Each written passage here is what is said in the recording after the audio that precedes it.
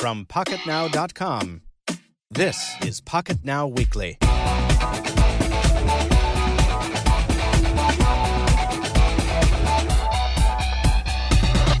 Hello, and welcome to episode 13 of the Pocketnow Weekly, a once-a-week podcast from Pocketnow.com, where we discuss what's hot and what's cool in the world of mobile technology, smartphones, tablets, and especially today, phablets.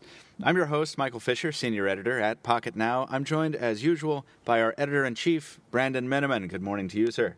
Good morning. And our managing editor is back, Anton D. Nagy. Good afternoon to you from America.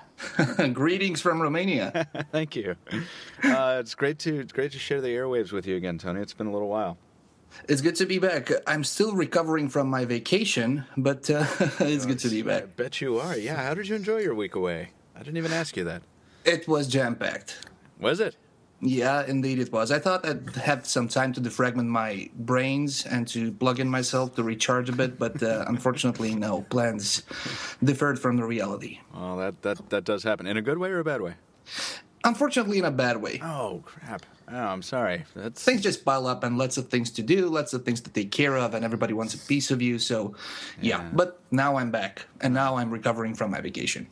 Remember the days of defragmenting your computer? Yes. And how horrible that process was? And watching, like, it because I had to run my defragmenter in DOS. I think it was 6.2 I was running on my first PC. And, like, those, you know, that cursor, like, the hard drive was represented by those little rectangular blocks indicating. Those were the clusters, man. Yeah. And, like, they would change color as the defragmenting got to. It was awesome. And of course, today with solid-state drives, we don't have to. But did Macs need to be defragged when they had mechanical hard drives? I feel like every mechanical hard drive has to be defragmented in order to optimize the placement of the information. I mean, it's moving heads on spinning disks. The less the movement, the faster the hard drive. Right.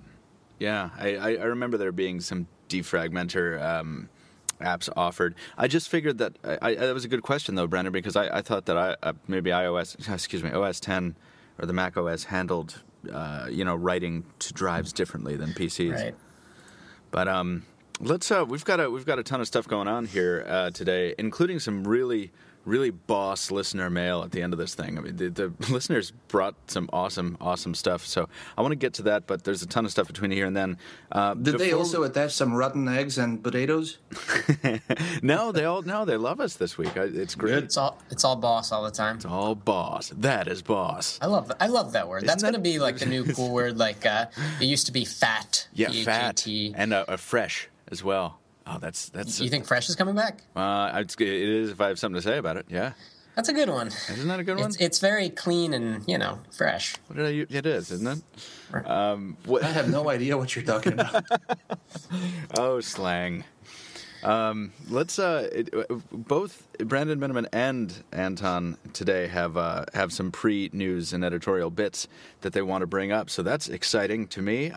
Brandon, why don't we start with you in the editor-in-chief's corner? It's finally got a name. It's sort of got this weak name. Sorry. Go ahead. Nice. Thank you. So real quick, or maybe it won't be real quick. Who knows how it turns out. I was kind of thinking about the Galaxy Note 2 because there's been so much fanfare about it. There have been so many events. There have been so many. There's been a lot of news about the Galaxy Note 2, and Samsung is pushing this, I think, maybe harder than the Galaxy S3, if that's even possible, if not as firmly as they did. It's going to be on all carriers. It's going to be unadulterated with no carrier branding except for on the back, and it's a really big device for Samsung, and rightly so. I mean, it's beautiful hardware. It's innovative. It's really smoking fast. Michael's been testing it, and we're gonna have a review up probably by the time you listen to this. And I had a thought.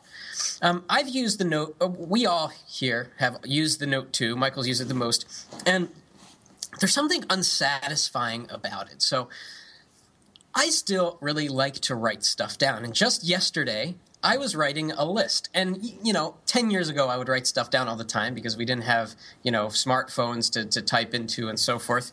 But it was kind of different for me yesterday because I was writing down a list of topics. And I was thinking to myself, you know what? I would love if I could search this list. But it's analog. I can't do that. Furthermore, I would like to rearrange this list, and short of using an eraser that I didn't have on my pen, it's impossible to do so. So the Note 2 is this awesome opportunity to bridge the world of analog and digital, and it does it in some ways, but and I haven't used it as my daily driver, so I can't really say whether this is the case. But I think there are some ways that the Note 2 could be better. And of course, there are some software features, and I want to ask both of you what you think would be killer features that would really bridge the analog and the digital.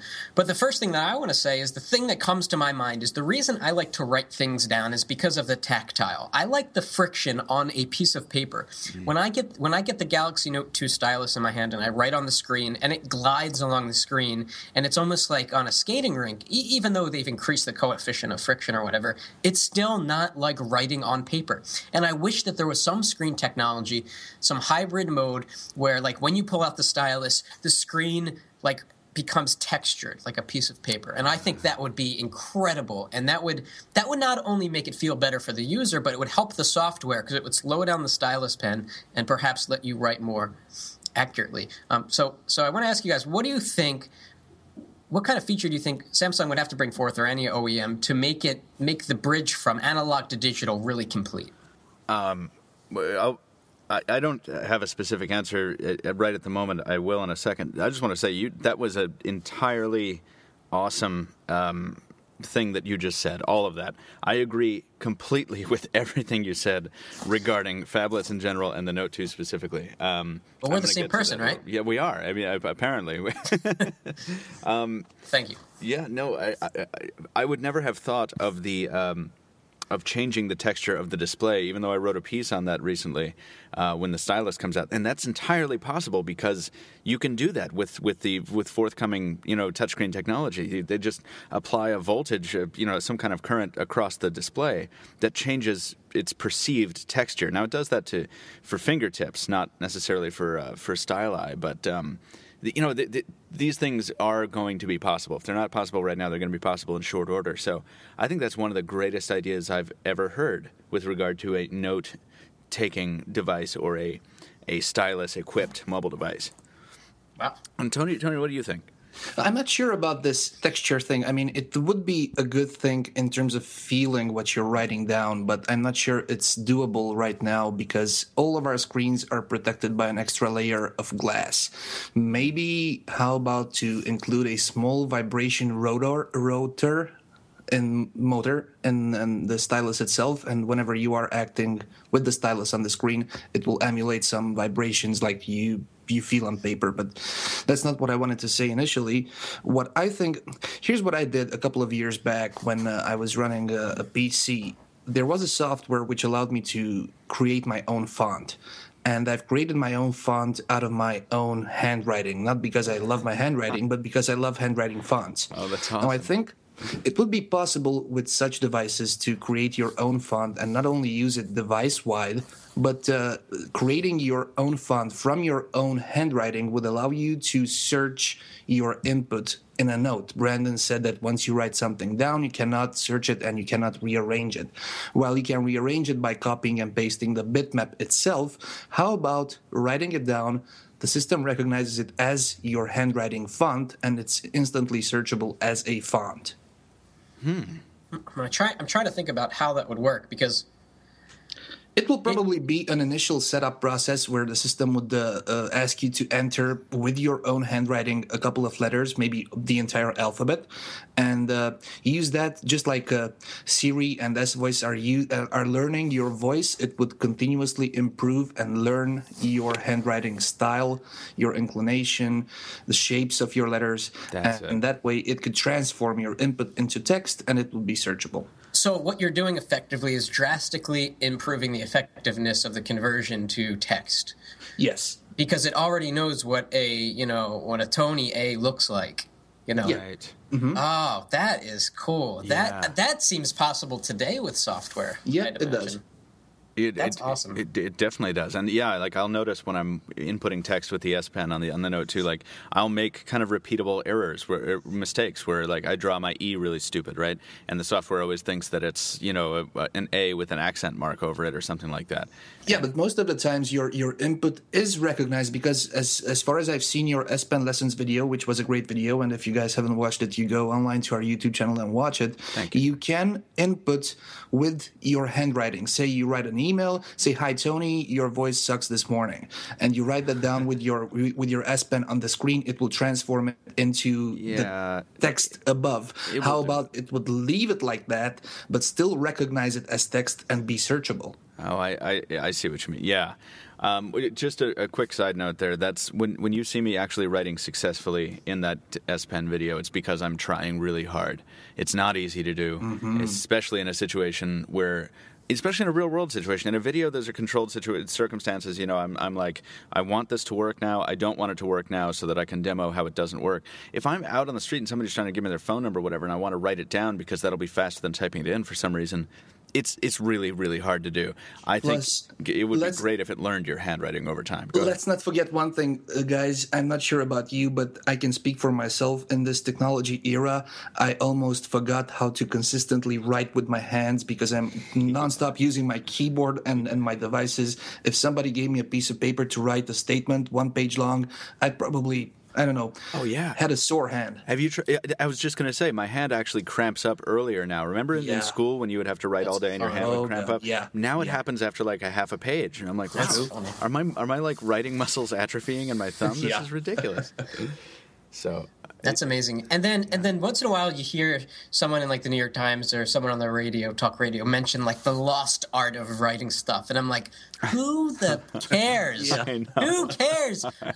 I can type so much faster than I've ever been able to write. Me too. People can actually understand what it is that I'm and I mean, just on and on and on. Like, I understand that there's like an art of calligraphy and the handwritten note. There's back in the 50s when they did that 60s whatever. But like I maybe just because I was born in 1986. I don't care about the death of handwriting. I think it's a good thing. This is the same argument I was making with regard to books, and I know that's a whole different argument or whatever. But ultimately, what we're talking about is communication, right? And if you are receiving my communication in a manner that I can compose it faster and I am more comfortable doing, I mean, then what difference does it make how it is delivered? It doesn't. I guess communication might be two facets. There's communication should be effective. Communication should pass through an emotion or some sort of sentiment. And you could argue that writing with your hand, you can somehow convey sadness or elation. It's more personal, yeah. Sure, and you can, I mean, definitely. And I've written notes, I've received notes that have like certain words. It's very obvious that they were pressed hard into the with the perfumes and the lipstick kisses and stuff. I need to start getting the notes that Tony's getting. That sounds fun. Send them to me, man. That sounds exciting. Why don't we hop on over to. Speaking of not that, Tony, what I understand you want to talk about waiting this morning, is that right? Yeah, I've recently became a waiter, but not in the serving dishes garçon kind of waiter, but in the type of waiter that's a person who waits a lot lately. And just to keep it short, I'm waiting for ice cream sandwich on my Galaxy S3. Wait, sandwich? You mean for Jelly Bean, I'm sorry. Okay. I'm also waiting for Jelly Bean on my HTC One X. I'm waiting for the Android update on my Nexus 7. I'm waiting for my iPhone 5 to be delivered. And I'm still waiting for Nokia Bell Feature Pack 2 on my 808 PureView. Wow. So yeah, this makes me a waiter. But guys, just think about this. Why are we so eager to get these updates? I know Michael touched upon this 2 podcasts or 3 podcasts before this, but why is this? I'm checking for updates every 2 hours. Am I paranoid? That's so interesting. That's an interesting thought. It's like everybody has it and I don't. So is your question like, why do we keep hitting refresh as the culture Okay. Right. I think there's two different answers to that. I think one. It's just like when you copy paste something and you Command C or Control C like 5 times. Yeah. It's like enough to do it once, but we do it like 5 times. Yeah, well, I think that a big part of it is what you said. Like, I mean, not everyone else, but we perceive everyone else as receiving these updates. Like, it gets talked about on the internet, it gets leaked, there's news stories, whatever. 4.1.2 is out. Some people have it. It's like, there's that instant, if you don't have it, there's that instant feeling of, I'm missing out on something. I need to be able to experience this for myself. I don't want to see somebody else's video and they're hands-on and whatever. So I think that's the geek answer. Like, from a broader cultural perspective, that might be the same answer in both cases. See, I unless there's a feature I'm really waiting for, I don't care. I still haven't received Jelly Bean on my Galaxy S3 because it's a Verizon version, and I don't. Mine's global, and I still don't have it. Really? Yeah. Wow. But I'm waiting. Right, you're waiting. Yeah, well, you're a waiter. No, I don't know. I think it goes back and forth for me. If there's a feature I'm really waiting on, then I'm really excited about it. If there's not, if it's just like bug fixes and incremental stuff, then I don't care. I don't even look at that refresh screen. Brandon, how many times do you hit refresh on your devices? Well, I go a step beyond that. I care so much about updates that the day after the announcement of a new version of Android, for example, and someone rips a ROM from like the new Nexus or whatever, and then they port it to like a device totally not intended, and there's warnings like phone doesn't work, Wi-Fi doesn't work, nothing works. I'll still install it because I want to experience this new operating system I'm first. not crazy. and Michael, you mentioned sort of this aspect. There's the geek reason for it, and then there's a cultural reason for it. And I think we've been retrained in a way. I mean, people generally like newness and change. Well, I shouldn't say people like change. People don't like change. People like newness. When it's 2 years is up on your contract or 18 months, it's time to get a new phone. You take it home. You stare at it from across the room. You love it. Mm-hmm. And software has an interesting can do that in a way. And we used to be in this 2 or 3 year release cycle. Like back in the 90s, there's Windows 95, Windows 98, and we started to get used to this idea of new software bringing new features and bringing newness. And then something changed in the 2000s. We started to get yearly updates. And then in some cases, updates that were occurring between yearly updates, just the .0.0.x updates that added landscape support or something like that, like on the Nexus 7. And so people have that emotional attachment to software updates like they do with new products that they take home because their 2 year contract is up. So and then they become kind of addicted to hitting the refresh button because they want to get that. It's kind of like a high of seeing the new features. Yeah, it's almost like it's in the same family of feelings as receiving notifications all the time. Where there have been, stories written after, like story upon story is written, where it's like, are you experiencing smartphone addiction? Like, because every time you look at your phone and it's blinking, you experience this little minute wave of like, oh, somebody wants to what. So yeah, that's on a different scale. Yeah. I think that's like a micro feeling of getting a major software update. It's like that emotion of having some sort of experience that is, it's low effort and it's free. Right? Yeah. Did I miss something? Did the Nexus 7 get landscape support? Did I? Is that what's rolling out now? Mm-hmm. Mm-hmm. Wow, I really got to. I've had my head in the Galaxy Note 2 for a week. I haven't even picked up my Nexus 7. That's cool. That's really profound thoughts there. Tony, I hope you get some updates soon, man. That's a lot of updates to be waiting on. Me too, yeah. And before we go into Note 2 land, I just want to ask you something adjacent to updates. Did you get that update which enables the multi-window feature? Yeah, I sure did. Yeah. How do you like that? I'm really curious about it. So if your listeners don't know what this is, the Galaxy Note 2 was announced. Before it was released, Samsung was like, check out this awesome dual-screen multitasking that you can do on the Galaxy Note 2. And then it was released in South Korea, and it was released in an unlocked form. And, it didn't have that feature. So Samsung was quick to release a software update that turned it on a couple days later. And I was so busy that I almost didn't notice it, and then it was like, oh, software update. And I was like, oh, good. Well, maybe this will stop TouchWiz from crashing. And it did fix that problem. TouchWiz now no longer crashes. But it brought this new feature. So it's awesome. And it is awesome. I talk about this in the review, and listeners, we mentioned this already, but the Galaxy Note 2 review, if it's not up, it's going to be up very shortly after you hear this. So you're getting a little bit of a little spoiler, a little preview. But what you do with this is Samsung calls it multi-screen. Samsung loves calling stuff. Like it can't launch a new feature without a name. And sometimes they're imaginative, and sometimes they're really not. But so multi-screen. They should have called it S-Window. I figured that's what they were gonna. It's like S-Window, S-Pen, S-Voice.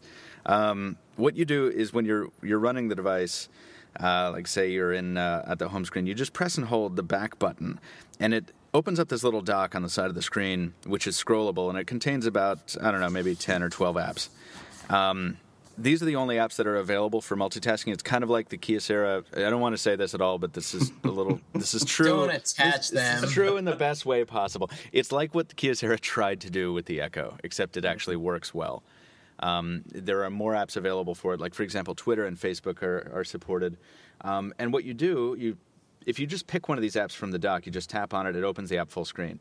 But if you press and hold and then drag one of the apps onto the screen, while another app is running, it will open it up in half the screen. So all of a sudden, like right now, I just did it, and I've got my Gmail running on the top half of the screen, Google Maps running on the bottom. So if somebody has sent me an email with an address, I can look it up in Maps. Essentially, it's using the bigger display size of the Note 2 very intelligently, because this 5.5-inch display is more than big enough to display two apps at once. And so is it like having two separate displays in landscape, like, I don't know, HVGA or two WVGAs, one above the other in landscape mode? Well, one above the other or one next to the other. Like it's portrait and landscape, you can do either one. And you know what it's like? It's like the Snap feature in Windows 7. That they brought in Vista or 7 or whatever it was. So you've got one app on one side of the screen, another app on the other side of the screen, and the best part about it is they both run like butter. I mean, there's no lag, there's no delay, there's no indication that the phone is struggling at all, even though both of these apps are not only running at the same time, they're both in focus at the same time.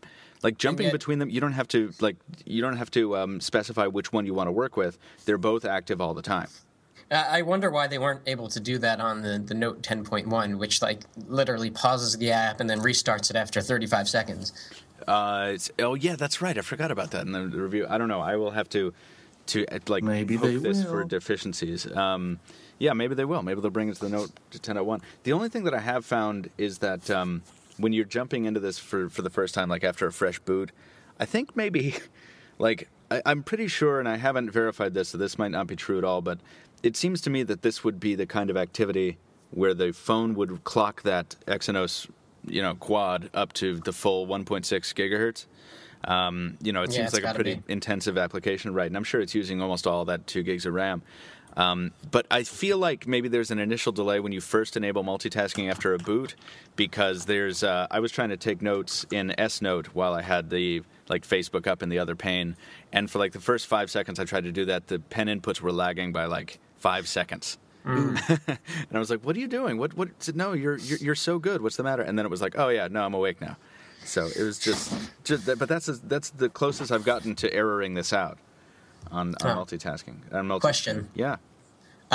These kind of features excite me because anything to increase productivity while on the go is awesome. Can you give me a couple of use case scenarios where this has improved your experience on a mobile device? Yeah, this particular feature?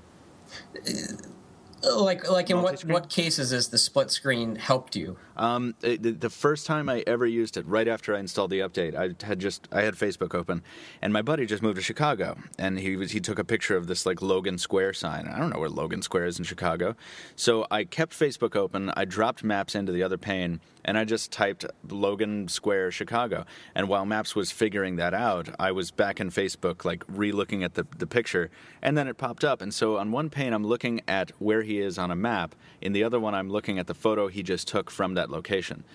You know what I mean? So that's not necessarily a good productivity example. I mean, it's more like social, it's entertainment, I know, but it's, that was really cool to me for the first time being able to do that. Wow. But you can have your email application in one window and your, browser in another one. Yeah. So you can just send an email while you're browsing or checking out the URL and vice versa. Or you can have YouTube it's open. a shame that there's only 10 or 12 apps that can use this. Right. Is this going to be open to third parties, or will new ones be added? Do you know? I think that, Samsung, there's been some noise made about that. And I hate it when manufacturers kind of do that. Because I don't hate it, but it's like, oh, yeah, we're going to open this up, and devs are going to be able to write stuff for it, and then whatever. And then kind of what invariably happens is nobody writes it. Yeah, exactly. But I think that has a solid chance of happening with the Note 2 if it is, in fact, open to devs. But the apps that are enabled for it are Chat On, Chrome, Email, Facebook, Gallery, Gmail, Internet, Maps, Messaging, S-Note, Google Talk, Twitter, Video Player, and YouTube. So honestly, that's a really much good all you need. suite. Exactly. And another thing I was doing was I was watching YouTube. I started a YouTube clip, and I'm just watching YouTube in one pane while in the other one I'm like, reading email from Tony. It's like it brings the experience of using this device so much closer to a desktop computing experience. I think we lost you, or at least I lost you for the last 5 seconds. Oh, you did? Brandon, did you lose me as well? Yeah, I lost you, but it's recording on your end, so it should be fine. Right. Okay. Well, I'll just say it again, and maybe I'll cut it back. It brings the experience of using the Galaxy Note 2 so much closer to the desktop computing experience in a good way. Which so I asked you in what cases would you benefit in terms of productivity. You just to answer that question, you just look at what you do on a laptop or desktop. So you have your chat running while you're on the web, or you have your email client open while you're on the web, or you've got your Twitter client open while you're IMing. But it sounds like because of that limitation of the 10 or 12 apps. And I wonder if the system checks for some sort of parameter before allowing it to show up in that menu, because Google Voice, that would imply that Google worked with Samsung, and I doubt that's the case. It's got to be something about Google Voice that allows it to work in the multi-window mode. It's Talk, not Google Voice. Sorry. Oh, well, yeah, okay. Yeah. So I think the applications are being tricked into believing that there is a smaller resolution available, and they max out to that smaller resolution, which is, depending on portrait or landscape, the width and half of the height, or vice versa. That's as close as I can get to a normal explanation. You might be right on that. I mean, that seems like a simple solution, and it seems like maybe that's what they're doing here. I'm not sure what the nuts and bolts are. The implementation is really, really good. And another thing that's kind of in the same family as this, and some people probably think this is less impressive. I think it's really cool. You guys remember Pop-Up Player from the Galaxy S3? How you could, start a video and then pop it up into like a little screen-on-screen window, and you could watch your video while you were doing other stuff. Yeah. On the Galaxy Note 2, Samsung has taken that concept and applied it to the browser. So I have my default browser set to the pop-up browser, meaning that if I'm in the Twitter feed, which I'm always in, I'm always looking at Twitter on the phone, and there's always links in tweets because, it's like us. We post stuff, and it's like, hey, I just wrote this story. Here's a link. You can click on the link, and the pop-up browser will open, but it won't take over the window. It just pops up in a little window by itself. You move the pop-up browser window over wherever it's out of the way while it's loading the page, and while it's loading the page, you just continue in the Twitter feed. And when the page is ready, you go back to the pop-up browser, you read the article, and you can make it full screen or you can exit it when you're done. Is this pop-up browser a special browser, or is it Chrome or the stock browser? I think it's the stock browser. It is the stock browser in a smaller form. The only kind of downside to this is that when you maximize it, if you want to go full screen, it always has to reload the page. I don't know what that means, though. I don't know why it would have to do that. Like, it loads the full page. It's not like it's loading a mobile version or anything like that. It loads whatever you click on in that smaller window. So I don't know why it has to reload every time you take it into full screen mode. But that's a minor inconvenience. It's just another one of those things where it's like, hey, we have this huge display. Let's not just scale up Android elements and make it into a huge phone. Let's actually use it for something useful. And they're both really, really handy features, and I love it. It's just endlessly surprising to me how much more utility this device has than I kind of expected it to. And how much you were against phablets? I wasn't against that. I was only against him if you were a commenter looking to pick a fight with me, and then I became against phablets magically. I think for some guys are so enthused about the phablet concept that even using the term, like they seem to think that it is a pejorative term, like it's an insult. And it's like, no, it's just a phone tablet hybrid. It's a cute name for actually what I thought was a lame concept when I first heard of it, but which actually makes a lot of sense. And let me tell you guys, you cannot take this device out in public without being asked about it. Brandon, you remember this. I met Brandon in New York City last week for an AT&T event. We were not out of the subway station 25 seconds. I'm walking down the road with the Galaxy Note 2 because Brandon wanted to see it. We were kind of playing with it.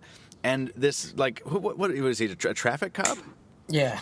This traffic cop was like, oh, is that the Galaxy? Is that the new Galaxy? Which has become the default thing for any Samsung Android products. Like, yeah. And then he wouldn't let us go. Like, we talked for like 6 minutes about this thing. He's like taking out his S3. He's like, oh, man, yeah, I mean, I got the S3, but man, look at this. I was out at a bar last night because it was a horrible night and I needed to go to a bar late at night. And fortunately, there was no iPhone 4 incident, but I'm playing with the Galaxy Note at the bar. There's like 3 people talked to me inside the space of 3 minutes. I'm at Dunkin' Donuts, the coffee shop this morning. I'm waiting for my sandwich to show up. Somebody's like, hey, whoa, that's big. What is that? I was at a brewery recently.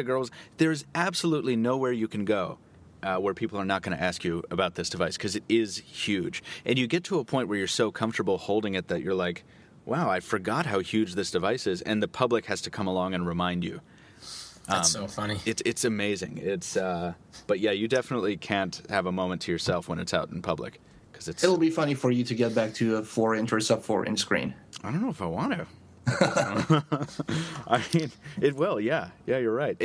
And finally, because I know we have to move on, it makes the experience of holding my Galaxy S3. It makes the Galaxy S3 feel like a miniature phone now. And I'm not even being I'm being a little jokey, but that is entirely correct. When I hold my Galaxy S3 now, it feels small. And it really only took me about a day for that transformation to happen. And that's strange. I think that says something frightening about us. That we're so instantly adaptable. But yeah.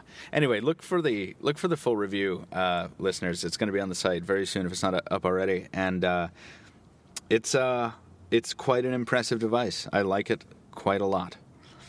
I've been just checking again for my update on my Nexus 7, and it's still not here. So I took that opportunity to check all of my updates. Nothing yet, but I'll keep you posted. And Tony is still waiting. I'm still waiting. Can you just tweet that periodically, like every hour? You just tag every OEM. Let's while we're talking about Galaxy products and high spec ones at that.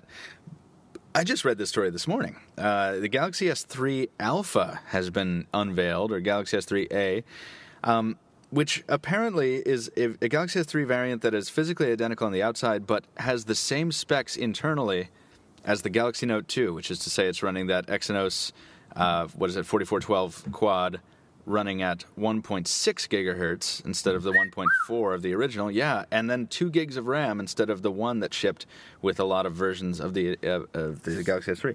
Wow. I guess I shouldn't be surprised, but look at you go, Samsung. You're like, what?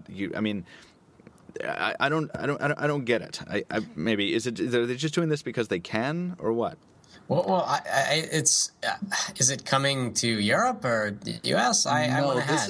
This is in Japan on carrier NTT Docomo, but as Tyler Seddington commented, cheers, man, in the comments, it's also available in Australia. Oh, that's right. Yeah. So what I think of this is that whenever Samsung came out with the Galaxy S3, the Exynos processor in that format didn't support LTE, and this is why US carrier variants went with a Snapdragon processor, dual core, and LTE. But as they continued to improve and they launched the Note 2, that quad-core 4412 processor, which is the same processor by name, but I think they made some tweaks, that supports LTE and the faster speed. And now they're just using that for the Samsung Galaxy S3, which is okay for them. But as I said myself, and I will repeat it, I will be so pissed if I had a U.S. variant with a contract on a U.S. carrier,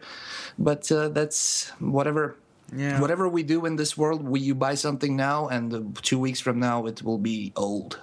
Yeah, no, it's true, and I don't know how I feel about like Tony ends this post with, "Don't you wish U.S. variants packed the 4412 quad and LTE instead of the dual-core Snapdragon?"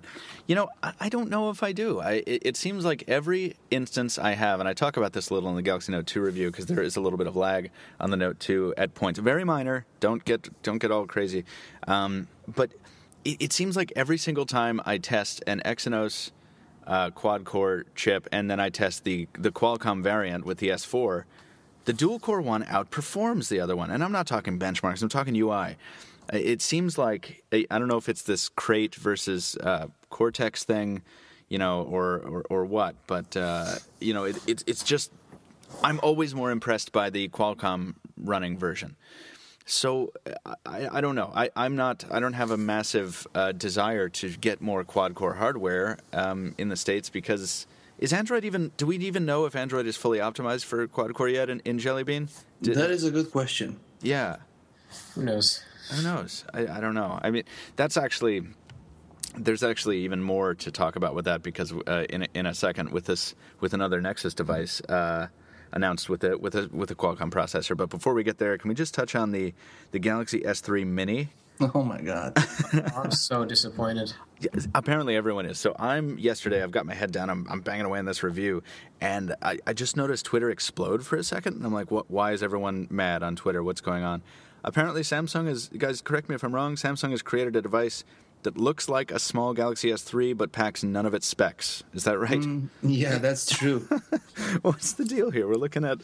You know what the big disappointment is all about? I don't think it's about the specifications. It's about the Samsung executive going on record one day prior to that, or I think it was the same day the specs got leaked, and he said on record that the S3 Mini will pack the same specifications as the S3. So normally everybody gets excited, and in your face, Apple, 4-inch, higher specs, here's the iPhone 5 killer. And then a couple of hours later, we see the leaked specifications, and it's just Mini. So it's S3 Mini, half of everything the S3 has. Yeah, it's got a dual-core SoC from Ericsson, from ST Ericsson, at 1 gigahertz, 1 gig of RAM, a 5-megapixel primary camera, a VGA webcam, 16 gigs of storage with micro SD, battery is 1,500 milliamp hours, and it's Jelly Bean. And it's expensive. Oh, yeah, it's 515 bones. Wow. And then there's a picture of it in the wild, yeah. They had such an opportunity to do a killer device here. Yeah, I mean... And another, like, industry or category-defining device, like a pocketable, really fast, really well-done, high-res screen phone, but... Yeah. WVGA, come on. WVGA, come on. I could build a better phone in my garage. I'm just kidding. Yeah, let's do that. You want to? Yeah, we should have a video segment on that. Can we do that? A 10-week video series? Brandon Miniman builds a mobile phone in his garage. You know what really pisses me off? Not the fact that the S3 Mini has lower specs, because it's a smaller phone. Probably the target audience is different. Mm-hmm. What pisses me off is the fact that they are using... I have a dog who's barking here. It's not my dog. Oh, okay. The S3... They're using the S3 moniker. They're trying to capitalize on the success of the Galaxy S3 by naming this little fella the S3 Mini. And to get back to your post, Michael... with the dilution of the Galaxy brand, this is the perfect example on that. You're absolutely right. I mean, they're not satisfied simply with diluting the Galaxy brand name. Now they want to dilute every iteration of the Galaxy brand name. And they started doing that with the Note, too, with the Note 10.1, which I get. That's a different thing. I actually kind of don't mind that because I understand what they're doing with that. But look at this. Yeah, this is absurd. Guys, what happened with that? I'm sorry. No, go ahead. What happened with that naming convention we heard from Samsung last year, with the S being the high range, high end, the M and the Y? Why couldn't they just name this the Galaxy, I don't know, Y2 or M something? They're naming it as an S phone, which is high end, but this is far from high end. It really is. Maybe they'll surprise us. It's getting announced today, and Maybe they put misinformation out there to lower expectations on purpose. That would be crafty of them. You know what though? It's not the only tiny phone Samsung is bringing to market. I was originally going to talk about this in a second, but let's just get it out of the way now. The Galaxy Music looks to be a phone that's kind of in the same size range. So it's called the Galaxy Music. Once again, it's another Galaxy product. And I love Stephen Schenk's headline. Samsung announces Galaxy Music, one weird little Android, because it really is. It's this. I thought it was a music player. I thought this it is. I think it's an MP3 player which makes phones. Right, but which makes phone calls. Right? Yeah. It's. But I thought it was that. The 5-inch Galaxy player with the top and bottom speakers, because it kind of looks like that in the photo until you realize that it's totally small. It's listeners, if you haven't seen the story, it's a little tiny little device that has cool colors, and it has speakers top and bottom of the display, which is cool. And also a rumored or so far unconfirmed projector. I've heard some reports that there was something on the press release, but not in the renders. Did that get debunked? It hasn't been updated, but from the story it says it gets weirder. The official specs Samsung released also mention a Galaxy Beam style WVGA Pico projector. I think that's probably a slip up on somebody's, somebody didn't take that out of their Galaxy Beam document when they converted it to the Galaxy Music document. But it's a very unusual phone. I think the most interesting thing to me, besides the fact that it seems to have a hardware music button, which is interesting, is that it is a phone. Like, it looks like a little personal media player, and they tacked a phone onto it. Which, of course, begs the question, as we asked first at Berlin, Tony, and then in New York City last week, Brandon, why couldn't they just put a phone on the Galaxy camera? Because then things would have made sense the world over. Mm-hmm. Then they would have called it the 808 PureView. True, yeah. 808 PureView S. Man, that Galaxy camera, that's how I'll refer to it. That Galaxy camera. I'll stop there. God, yeah. I keep on wondering about this music button. I mean, you get a phone in your hand and you press the dedicated shutter button and you take a picture, and somebody of your friends has this small little music phone, and you get it from him or from her. You snap the button and it starts playing music. Yeah, it starts playing, like they're trying to take a picture of you, and it starts playing the most embarrassing track. It starts playing like the Spice World album from the Spice Girls. Oh, that was That was a pretty good album, I have to say. Anyway. Okay. Did you guys see the movie? Oh, it was horrible. No. Horrible. Saw it in the theater. That is true. Let's stop talking about Samsung Galaxy products because it's getting confusing. The next Nexus device, one of the next Nexus devices, is probably going to be an LG-made device. And you know what? What? I feel a lot better about this than I did. I was. Yes, told you. Yeah. I think Tony has an "I told you so" moment.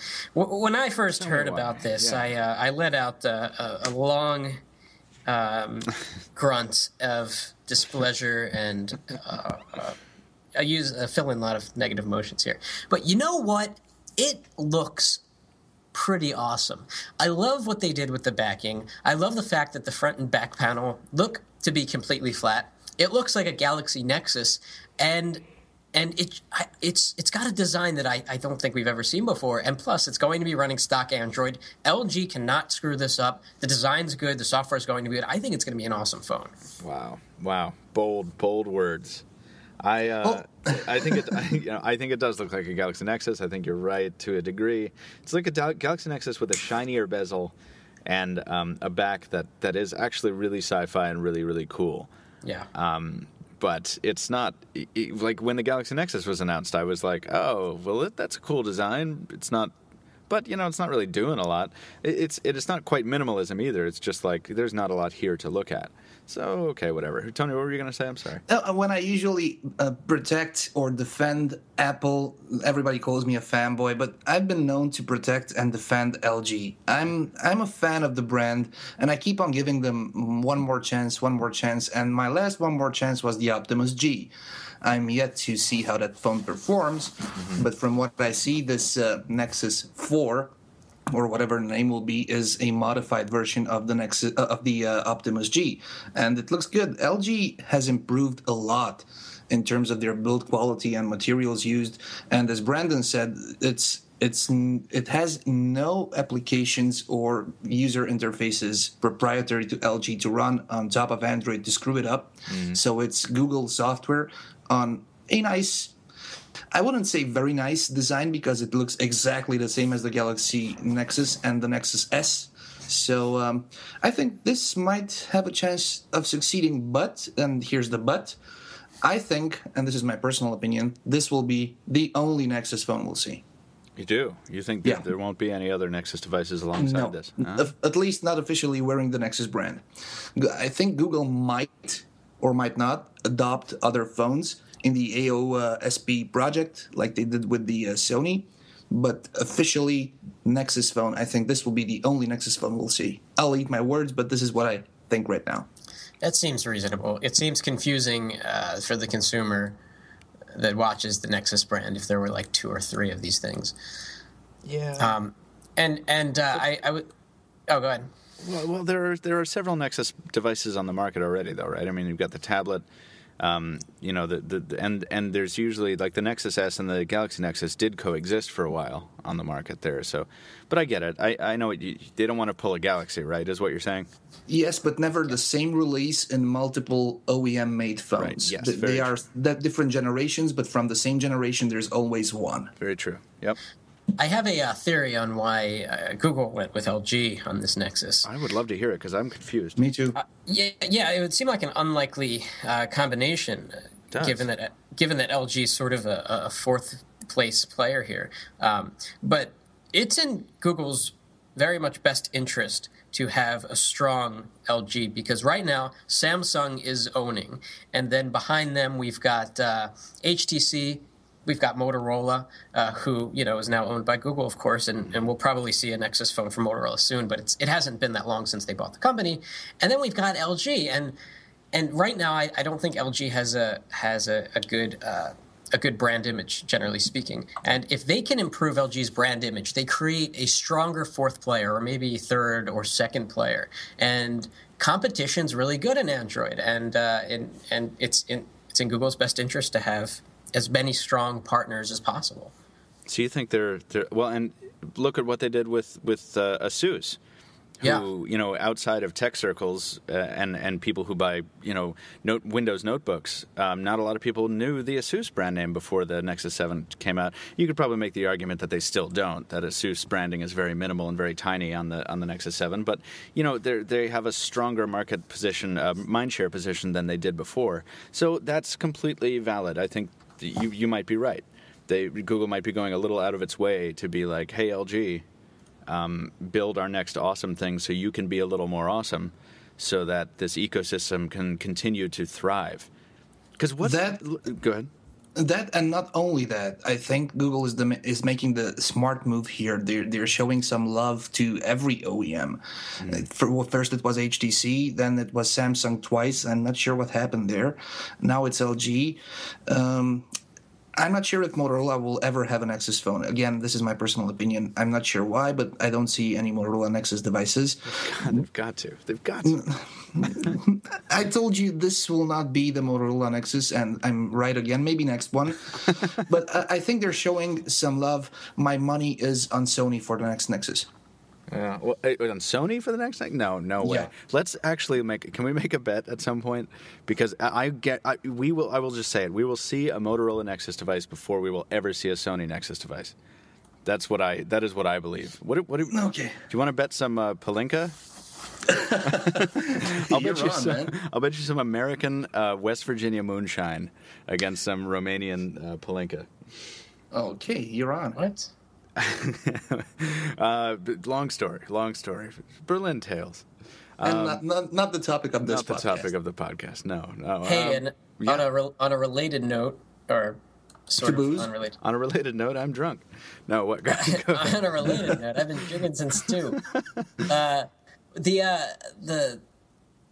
have to remember these things. LG Nexus S4 has a 1280 by 768 screen apparently instead of 720. So it's higher res than most Android phones out there. The vast majority of them, which I think is it's not that many pixels. The difference will be taken up by the on-screen buttons. Right, but if you compare it to the Galaxy Nexus, which already has the bottom 40 pixels taken up, it's going to be maybe you have a true 1080 by 720 and then the buttons. That's probably what it is. Oh, I missed a little bit of a spec here. I thought that the LG Nexus 4 here was shipping with a Snapdragon S4 just regular, but it looks to be possibly shipping with the S4 Pro. S4 Pro, the quad core. Oh, okay. Mm-hmm. That's another reason to get excited. Yeah. Well, and we haven't seen one of those or handled one of those in the wild yet, right? A device powered by the S4 Pro? The only device powered by this Pro chip at the moment is the LG Optimus G, which was announced like 1.5 weeks ago. Yes. It'll be really cool to see how that performs because, yeah. Anyway, we'll have to see what happens there. To wrap up the Android news of the week, Google has done this really interesting thing, and I'm sure the timing wasn't explicitly intended, but it certainly is a happy accident. If not, Google has implemented their biggest Street View update ever. Tony, this was your story. You've got a list of countries here that are now supported in Street View. I think they were working on this and they were planning on gradually releasing it, but seeing that Apple is right now writhing a little bit pain. Drowning a little bit, I think they just took their hand, placed it on Apple's head, and pushed them below the water again. Yeah, I completely agree. I mean, normally this wouldn't even be a story I'd want to talk about, but the fact that Google's doing it now while Apple is embarrassed. It's look, this is what you all missed. Exactly. It's kicking them right in the face. And, go ahead, Brandon. Oh, how did you know I was going to say something? You do that sharp intake of breath. It is very easy to tell when Brandon the man has to breathe when living. I was just going to ask if you guys have ever seen a sighting of a Google Street View car. Several. You have? Yep. Several. Oh, no, I never have. Oh, that's cool. It's got to be creepy, Tony. That thing looks like a robot, doesn't it? Doesn't it have that big ball on top? Yeah, without making any commercials or ads here, I've seen a couple in my hometown. They were some Opel Corsas, small cars. Oh. They had those 360 cameras on top and lots of cables and strings and... on the sides, they had some cameras too, and then I saw them in Hungary, in Poland. So I've traveled a lot in Europe, and I've seen 4 or 5 times the Google Street View, the Google Maps cars. Wow. Imagine that job. Just drive around. You have 4,000 miles this month. I would love that. That'd be either awesome or terrible. Or horrible. It'd be like being a trucker, I imagine, except without as much stress, probably. Well, yeah, but imagine this. If you are making the maps with your car, how do you find your way in a city? That's a solid point there. Until then, I'll take this opportunity to tell you that I still have no updates. Thank you for being thank you for the persistent updates on your lack of updates.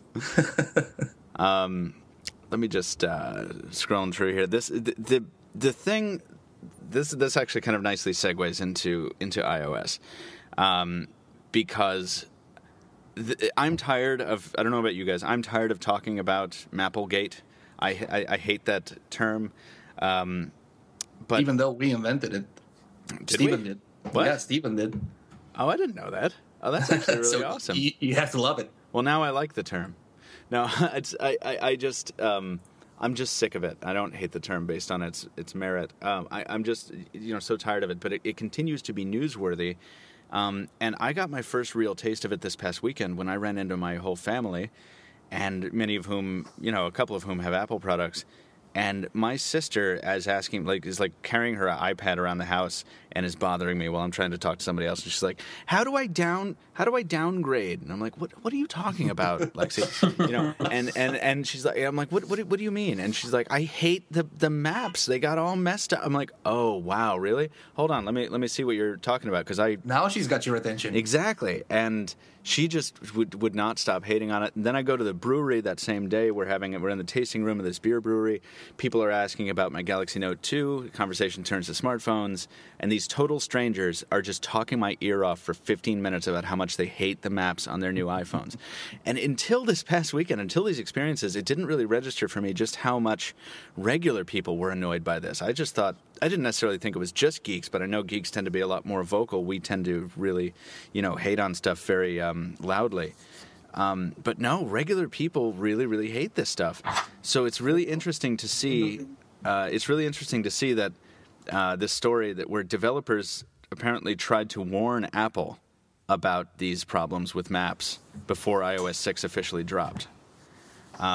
This came to us from CNET via BGR. It looks like, where developers actually were just emailing Apple employees directly saying, finding all these bug reports, and they either didn't get acknowledged or they got acknowledged very rarely. And it seemed that Apple was just really well aware of these maps issues and was just dead set on going ahead with iOS 6 anyway. What do you think happened here? I mean, do you think this was a planning failure? Do you think this was a stubbornness? Did something specific go sour with Google really quickly? No. What is it? I think that Apple backed out from the Google relationship in terms of maps, and that particular discussion probably happened somewhere way before iOS 6 got gold or public. And once they started seeding betas to developers and testers, their relationship in terms of maps was second to none. So, I mean, no, it was non-existent. It was too late for them to say, okay, our maps suck, let's get back Google Maps, because they already burned that bridge down. Right. Yeah, I don't know. It's a shame to see that happening. I keep thinking that I keep telling people, in between telling them, like, yeah, listen, here's this leaked app that gives you Google Maps functionality, but only about a fifth of it, or, download Bing Maps, or, whatever. I keep kind of trying to give people hope with their new shiny iPhone 5s. I'm like, no, it's a great device. Just, Apple has no choice but to make maps better as fast as it can. So that's what they're going to do. So it's going to take some time, but I feel like they're going to do that. I feel like they're going to really bring it because they have to. What are you going to do? You can't have a smartphone, a top-tier smartphone, without a good mapping program. No, they will definitely improve. The question is, how will users survive until then? And I hear in my home city in Romania, I'm using navigation only when I want to compare phones or applications. And there's no problem with iOS maps here in my city. I mean, navigation is okay. The streets and their names are accurate. I can navigate without a problem from point A to point B. The problem is you cannot find point A or point B by searching. So the POIs are the problem, because if you long tap and hold on a certain point and you navigate to that point, it will just get you there without a problem. The problem is when you search for something like museum, like the shopping center, there's no POIs. So if you know you're going from this point to this point, it will route you. But if you don't know where you're going, you're just tapping in, I want to go to the museum, it doesn't know where the museum is. That's interesting, because I think Brandon and I ran into that issue a couple times in New York City last week, and we had talked about wanting to do this maps off, right? Where I'm running an Android phone, he's running an iPhone, and we're like, let's try and navigate to the same thing. But I couldn't do it because I was on AT&T's 3G network in the city on whatever that was, a Thursday afternoon near rush hour, and there's just no network capacity, no room for me. Yeah, but a good indication. I was on AT&T too, but over LTE, and it was working. So that's a good indication. Of course, yeah. No, AT&T's LTE network is rather boss, if you don't mind my saying so. I love that word. Keep using it. I am so surprised by how quickly, AT&T, that's kind of silly because Verizon is absolutely everywhere. But it was around here where I live. It went from, like, in the course of 2 days, it went from being nowhere to everywhere. It was like 2 weeks before the iPhone 5 came out. And now I can't go somewhere in my day-to-day commute that doesn't have LTE, which is just great. Isn't it great? It would be nice to get back on LTE. Speaking of the iPhone, just got to wrap up this the iOS segment here, which is very short this week. Not content apparently with beating up Apple over its Maps issues, some people started reporting this purple haze nonsense, which is I don't know, Brandon. Drugs. Yeah, it's actually a really good beer too. But essentially what this is lens flare, and I don't know why people just decided to start hating on the iPhone 5 for experiencing lens flare problems when, as Consumer Reports demonstrated via some testing, every single smartphone camera is susceptible to it. Even regular cameras are susceptible to it. All you need to do is watch the 2009 J.J. Abrams take on Star Trek to understand what lens flare is, because it's in every single shot as a stylistic choice. I think the problem is not about the lens flare itself, but the purple haze. But the haze surrounding the flare? Like, yeah, whenever you get a bright source of light, just a little bit outside of the frame, it will, of course, turn into a haze. Now, whether it will be purple or pink or another color depends very much on the sensor, depends very much on the glass or material used to protect the camera lenses itself. Right. I've been taking out my phones like a moron and shooting into the light, like against every photography principle out there, just to prove my point that I'm not defending Apple. Every smartphone does that, and I have no doubts to say the word every, because cameras in these smartphones are still not high-end. Okay, 808 PureView aside. The problem with the Apple Purple Haze is that somebody somewhere somehow shot a picture into the light. If that happened with another phone, we wouldn't be talking about it, but it's right. Apple. Yeah, and we need the community needs to bash Apple at all costs. Of course. And this is what drives me crazy. What idiot took a picture of the sun? Like, imagine that. How desperate do you, like, why don't you just go into a dark closet and take a picture and be like, I can't see a thing. It's so dark in here. This is amazing. Like, I mean, these stories. This is a maybe 150-word piece from you, Tony, about the Purple Haze support document says it's normal and common. There's just endless threads of comments after this. Like, people, you hit it on the head, Tony. And people love to just destroy Apple and they just when they're love reading our to story. Throw tons of phlegm in my direction. Yeah, well, that's true too. Yeah, you are. What did you say in the email this morning? You are the sacrificial goat. Yeah, or the sacrifice goat, right? Man, let me ask you before I forget. I'm sorry. Let me ask you, on those other cameras that you tried it on, Tony, is the haze the same color? Is it purple? That's exactly what I was going to say. The problem is I have proven to them that the haze is there on the Galaxy S3. The haze is there on the One X. There is a slight haze also on the 808 PureView. The haze will be there, and in this case, it's the same purple haze on every smartphone I've tested. What differs is the amount of color and discoloration which this induces into your final images. And the iPhone 5's unfortunately, I don't have that. Right, you don't. Right, because you are waiting. I'm still waiting. Yeah.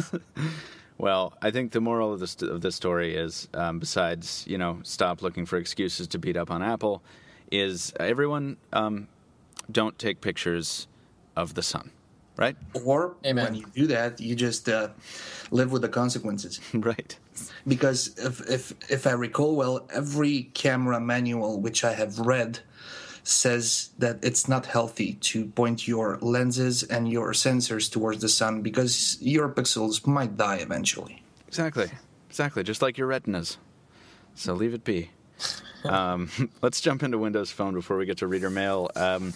We have seen we've now seen what Nokia is doing, and what Nokia is doing with the U.S. carriers. I think it can safely be said.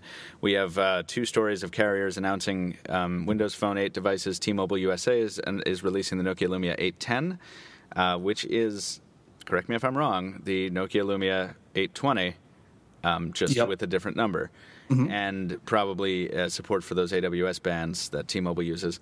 And then Verizon is also announcing their Nokia Lumia 822. Or not announcing, I think that one's just leaked. But in any case, that is also the 820, right, with a different number. And this jives with what someone told me in a discussion recently. Somebody who I will not mention, but who had some knowledge of Windows Phone plans, who was kind of very, very careful in saying Nokia has only announced the 820 for blah. We have no comment on any other model numbers or names for other carriers. It's like, oh, this is what you guys are doing. You guys aren't this exclusivity flap with the the 920 on AT&T. Maybe we'll see how that plays out. But really, if they wanted to, and if things worked out, they could very easily just release a 925 on Verizon if they wanted to. That feels good, and I hope it's true. Doesn't it? I hope it's true too. It seems. I hope that pans out that way, but it looks like initial indications are that they're going to be playing the model number change game, depending on what carrier Nokia puts their. And not only that, if I was a Verizon customer waiting for the Lumia 810 or 820 or 822, I'd be pissed because this thing is ugly like sin. Oh, that is a good point. Look at the 810 with those. Okay, the 810 is nice, sharp corners, rounded edges, but the 822, I'm sorry. That's not my money. It's ugly. This is the other thing Twitter blew up about the other day, where I was like, why is the feed moving so fast? Oh, people are complaining. What are they complaining about? Oh, this ugly phone. Oh, wow, yeah, this is not pretty. It looks like a Huawei, man. It's got a chin. I mean, chins are like not cool anymore. It makes it look tall and unwieldy. I like chins, but not a chin like this, where it's got those two nested curved lines in the corner. If you haven't seen this device, like the back of it actually makes it look like, okay, what? It's another rounded pebble. We haven't really seen the rounded pebble design aesthetic in Windows phones. So I'm like, okay, whatever. That's okay. And then you look at the front, and it's like, oh, well, those rounded edges don't really work too well with the tiles, do they? And but imagine this. They will at one point complain or ask themselves, why on earth aren't they selling phones? Why isn't Windows Phone catching up? Because of this. Well, this is just Verizon. This is just Verizon's mid-range, right? Yeah, but you cannot, when you're Microsoft and your platform is Windows Phone and you're the third one with 4% market share, you cannot just say that's just one carrier, man. You need all carriers. You need all forces in. Yeah. Well, I mean, they also released the HTC Surround, remember? Like, I mean, they can't all be winners. Yeah. Maybe it'll be like $19. Yeah, it might be. It looks like a low end. This is a great free phone. It would be, yeah. Yeah, I agree. Yeah. That could be a good theory.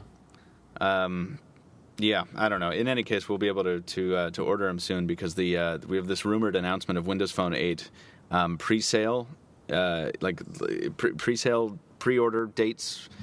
Going to be, what is this? Opening over a week prior to the launch event on October 21st is the rumor. At least that's when AT&T is planning to open pre-orders. According to it looks like this came to us from The Verge. This would be cool. I don't do pre-orders usually, but I might do a pre-order if this opens up. Let me guess. It's called Lumia. It might be called. And the number Lumia. is 920. It might be called Lumia 920. Yeah. Well, I finally got a chance to hold one, Tony, in New York City. Really? Oh, this is a funny story. Yeah. I wanted to bring this up. I'm glad you did. Wait, which part? Just to talk about what you thought about the 920, please. Sure, yeah. We were at the AT&T event in New York City. They had a whole lot of devices from a whole lot of manufacturers. It was really, really cool. And the Nokia guys, first of all, everyone was so nice to us because as Tony pointed out in a couple emails, as a lot of commenters pointed out that you can see in the reflection, we were not we got there in a real hurry and we didn't have the proper equipment. So we're shooting a lot of this on mobile devices. I think I was shooting a lot of these hands-on videos with an iPhone 5. We were shooting some of the Galaxy Note. But at least take the 808 PureView, man, for that. I wish I had a PureView, man. Why didn't you give me yours? But we were challenged because it was such a loud event. They were playing some great music. So we had to go up on the rooftop to the roof deck every time we wanted to get some hands-on time with the device and narrate about the device and be heard on the video.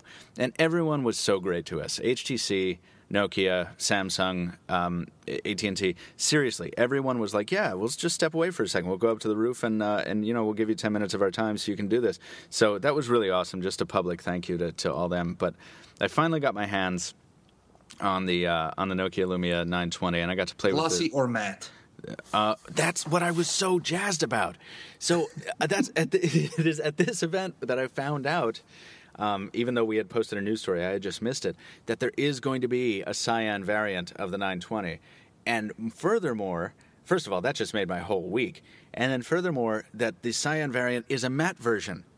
The glossy ones, like the red one and the yellow one, are glossy, yes, but there are matte editions, including the cyan one, and it's just the same as the 900 in that material. And I'm just so excited right now. I just want to go pre-order it at the moment. So it was really great to get our hands on that. And I think Brandon and I had a slight disagreement about the heft. I think we had maybe like a 20-minute in-depth conversation about heaviness of a device versus its perceived quality and stuff like that. It wasn't a disagreement. It was just a discussion. It was the deepest discussion I've ever had in my life. It was profound. I was changed. It was. Do you remember, Michael, when we were in Berlin and you held the 808 PureView for the first time? Oh, yes. Totally. And you said it's heavy. And when you held it for like the fifth time, you said this feels so good. It does. Yes. And that's, to be honest, the 920 has shades of that. I don't think it feels as good in the hand as the PureView 808, but God, it feels great. So, it was very nice to have now a more informed perspective on it, having actually held the thing. It's a shame we still couldn't play with the software because they're still hiding something from us.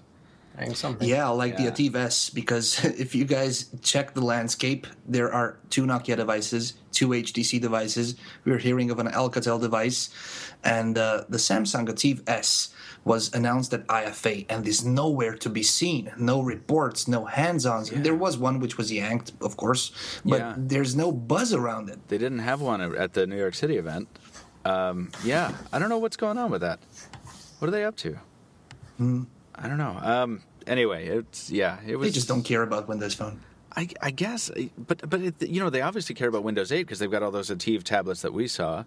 Yeah, but that's different. It is. I don't know. So the 920.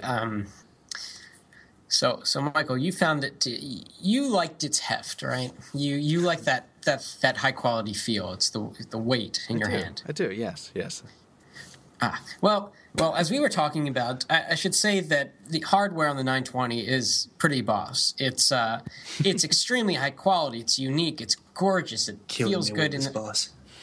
It's. I'll use that as much as I can. It feels good in the hand. The screen is just stunning. Yeah. But it's thick and heavy, and I don't like that. Right. And that doesn't mean I wouldn't use it and wouldn't like it, but it reminds me. I was telling Michael, it gives me this anxiety of the back in the day when every phone was thick and heavy. You had devices like the HTC Touch Pro 2, which was just like a deck of cards but longer and taller and thicker, and the Lumia 920 is like a deck of cards but a little bit thinner and a little bit taller, a little bit wider, and it's just. To me, it just gives me this weird sense, and I long for the lightness and the thinness of a Galaxy S3 or iPhone 5. And so it's just a difference of opinion, but it was interesting to see how our responses were so different to holding the 920 finally. Yeah, no, you're right, and I forgot about that.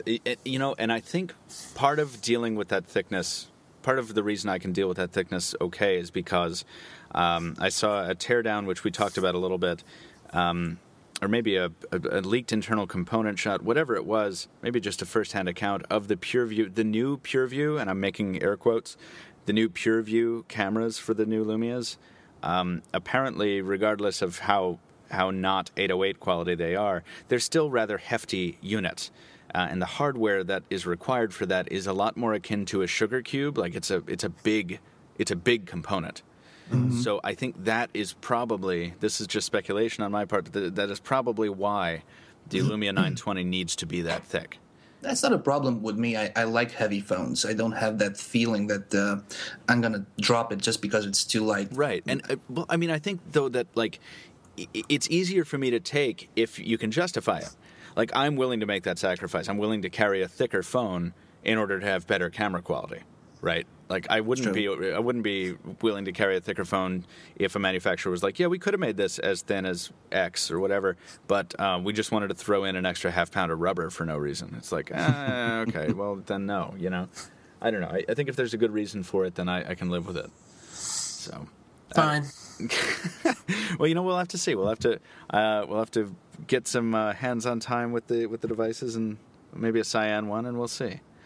I'd Michael, so much like. What's that? I was going to say. I was going to ask Michael. What did you think of the 8X?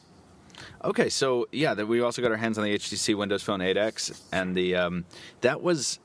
I was pleasantly surprised. Now that was quite a bit lighter than the 920, and also bigger in the hand somehow, but with a bigger bezel. So the 8X, I think I do like it, and I was very tempted by it. The design, from a design perspective, I really, really like the way that device looks and feels to an extent, but without the kind of special Nokia touches like the wireless charging and the Nokia software suite. And the really nice, well-engineered feel of those buttons on the Lumia 920, where like this clicky response was as good as an iPhone 4's volume keys, which are kind of the best. We really get into those those fine details. I think the HTC Windows Phone 8X just becomes less and less impressive to me personally by comparison. Yeah. I don't know. But if you like thin and light, you know, and if you like that soft touch feel instead of polycarbonate or gloss. Then that's going to be a better device for you, especially if you don't care about wireless charging. We know I'm a giant fanboy for wireless charging, so there's that. Let's, just to wrap it up, speaking of HTC, sad story again. HTC is third quarter net profit down 79% from last year. This is in the Windows Phone category because I think that Windows Phone 8X and 8S now make a bit more sense. Why HTC made so much noise when they announced them, and why Microsoft is, obviously standing firmly behind them, because the company's not doing well.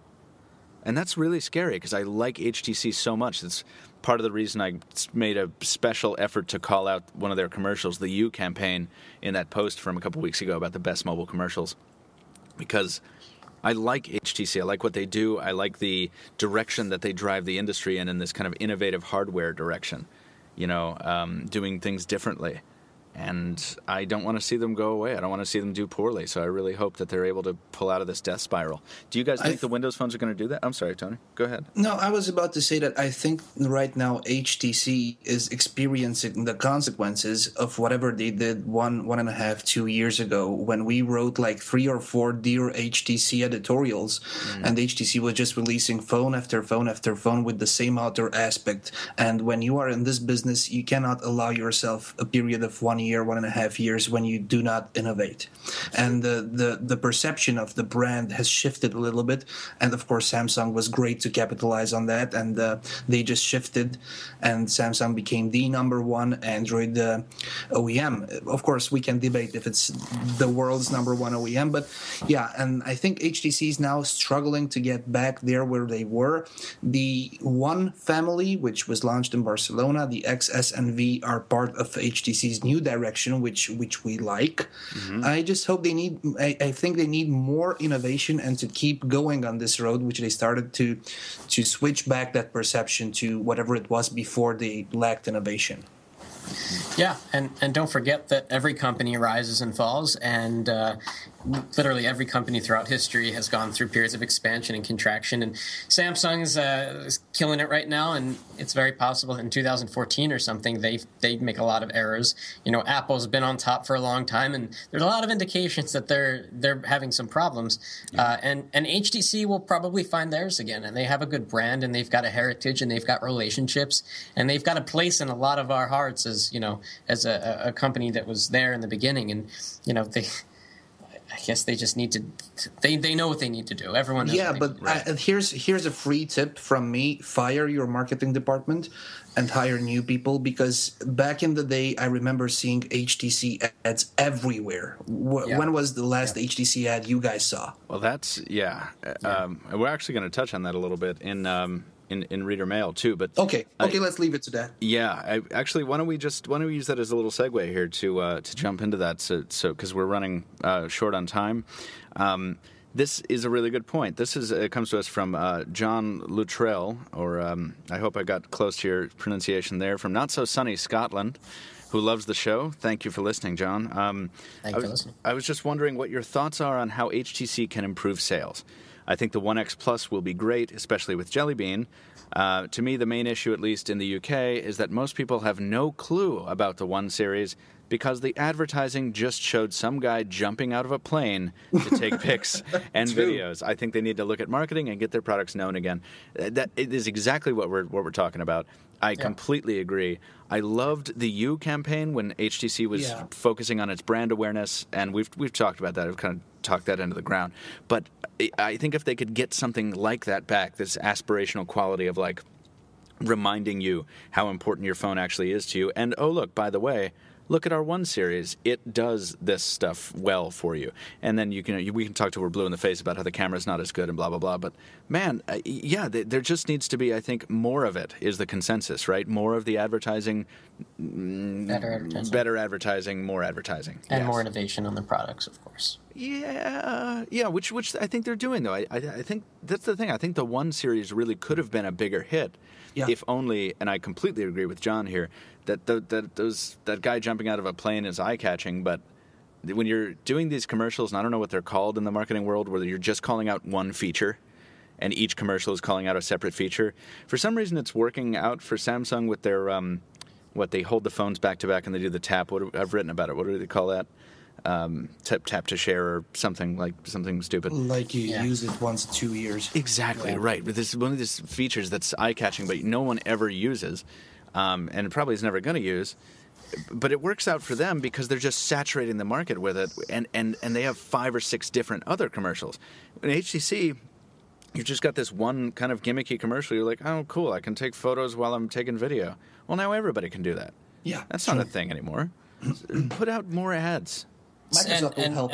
And put them in the right places. When I drive into Philly, I see at every major place where I might be looking at a billboard, it says in huge letters, the next big thing is already here, and a picture of the Galaxy S3.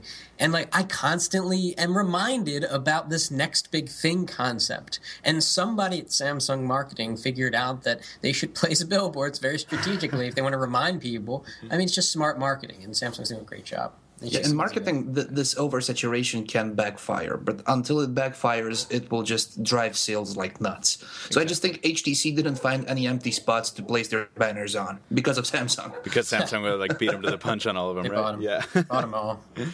Well, we'll see. It would be so wonderful. I think the battle between I was expecting at the beginning of this year a great giant apocalyptic fight between the One X and the Galaxy S3. And we didn't get it because Samsung just rolled up, hit HTC right in the face at the beginning, and HTC hasn't really gotten back up. Yep. Maybe the One X Plus. I don't think that's it. I don't think so. I think maybe whatever the 5-inch is going to. Yeah, that could knock off the Galaxy Note from its throne. Exactly, because what I think is going to happen, I think the Note 2 is going to increase public awareness of phablets to a pretty large degree. And I think HTC, if they play it right, they can come in and kind of try and milk some of that. Well, just don't forget, guys, 5 inches is not phablet territory these days. It was 1 year before this, but the Galaxy S3 is 4.8 inch and the One X is 4.7. 5 inch could be the same outer aspect and dimension as the One X or the S3. Well, that's true. Yeah. We'll have to see how that goes. Let's jump into another piece of mail here. This is from Mike Bates, who wants to send us some well-deserved praise. Thank you, and a question. Thank you. First of all, I love hearing this. Your podcast is awesome and makes an early morning bus ride much better. That is awesome. Yay. Yeah, I love hearing about where people listen to us, like in their commute or at home or whatever. Second, Mike is wondering what your favorite phone is, not based off what is the best, but the one that you like the most, just in terms of unique looks or features. Just curious. Keep up the great editorials, videos, articles, and the podcast. Thank you, Mike. Guys, did something leap right to mind besides 808 PureView? I'm looking at it right now. It's the 808 PureView, hands down. I love that you're such an 808 PureView fanboy. That's awesome. I love it. Yeah. Anybody can say anything about Symbian or Nokia Bell right now. It's a good little platform. Too bad they killed it. It can do anything I need. And with this camera, I always take it with me. So it's my main driver right now. Cool. What about you, Brandon? I'm kind of in this weird spot right now. I've been using the iPhone 5 as a daily driver, but gosh, I'm so tired of iOS. It's just making me depressed.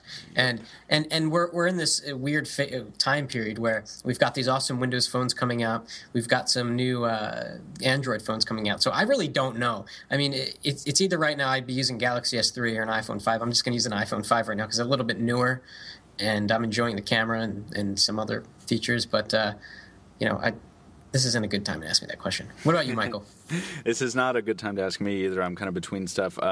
Obviously, the Lumia 920, I talk about it every podcast. I'm kind of like backed into a corner on liking that though because I love the features and I love from the camera to the wireless charging to the polycarbonate build to the whatever. But as far as unique looks goes. Aside from the Nokia Smile design, it's not bringing a lot that we haven't kind of already seen in the N9/Lumia 800/Lumia 900. So I think the HTC 8S is kind of my current favorite as far as a visual standpoint goes. Interesting. Yeah, I mean, yes, it's mid-range, but I say it over and over again. I really respect and admire it when companies decide to take a bold design step. And making a phone with a fluorescent color band around the bottom is bold, especially when one of them makes it look like a traffic cop, with a gray and neon green. So that's tennis ball. Yeah, tennis ball, right? Yeah. So that's mine. That would be mine for looks. Obviously, the 920 still wins on features for me. Thanks for the question, Mike. That was an awesome one. And to sum it up, for the last piece of reader mail from Philip, who lives in Cardiff, UK. The UK will be getting LTE at the end of the month and the major rollout of LTE over the next 2 years. I was wondering if LTE is a major leap in technology, and is it worth me selling my 6-month-old 1X to get an LTE device? Thank you. Oh my God, yes. It is a major leap in technology. We've written a couple pieces on LTE. I wrote one pretty recently about how it differs from 3G. If you want to look it up, Philip. It has absolutely changed the way I use smartphones here in the States. When I am not on an LTE network, I actually have a measurably less pleasurable experience. I don't like it. Whenever I come back to Boston after having traveled, I'm very, very pleased to be back in LTE coverage. It is the most major leap in technology I have ever experienced personally. And if I had a 6-month-old 1X that didn't support LTE, I would absolutely get rid of it in favor of an LTE device once it came to my neighborhood. My answer would say it depends. I agree that LTE is amazing and awesome and faster is always better, but your phone's still relatively new, only 6 months old, and it's possible that you spend of the 24 hours in the day, you spend 10 at work and the other 14 at home, and maybe 13 at home and maybe 1 hour commuting. And so LTE for you isn't that big of a deal because you're always on a Wi-Fi hotspot at work or school and at home. So I guess if your phone was a year old or a year and a half old, I'd say, yeah, definitely. But since you just got your 1X, you kind of have to look at what your internet needs are and where you're using your device. Well, that's definitely a smarter answer.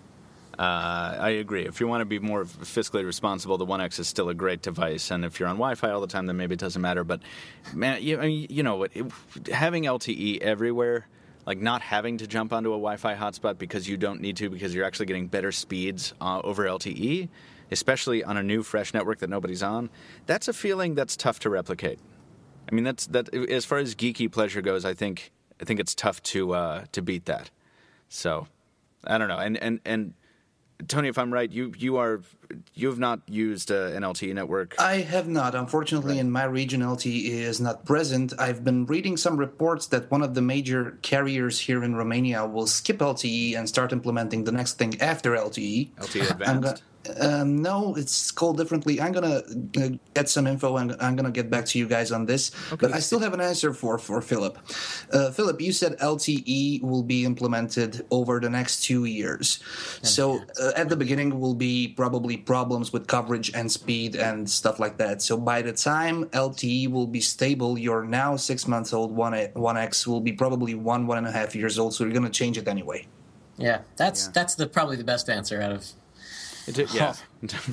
Depends on how big the itch is to get a new phone.